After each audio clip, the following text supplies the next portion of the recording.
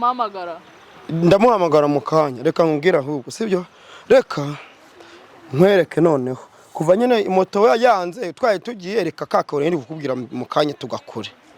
Twonguki. Urumva nyine dore hano nta nundi muntu hari. Urukumva? Reka nkwereke. Ugiye gutuza wowe uryame ugaramye. Ariko ujye nyumvira motari bo mu mwana. Oya ntabwo ari erega ureka nkubwire. Nanjye ndi umuntu. Erega ari ukuntu umuntu areba ibyo bitako n'umubiri ukamurya. Ese ubu ntabwo nge ndi umuntu. Nenge ko nangiye kwirebera sheri wanjye ari bumama. Sheri wawe sibina ugiye kumushyira nge ntabwo mbikeneye. Gisuka ari bumama amafaranga. Amafaranga nanjye ndaguha na miliyoni. Sibyo? Ngende kanyewe imahotera. Ariko sungo niba warugiye kubishyira umuntu nanjye ubimaye. Sheri wanjye. Reka nkubwire rero. Wabyanga wabyemera none dore nahereye nkwinginga nge ndabikora. Uri kubyumva nta n'umuntu uri hano ngo wagutabara. Ntinya mbona abantu bagiye kuza ndajya ncisha make mirongo turi uganira.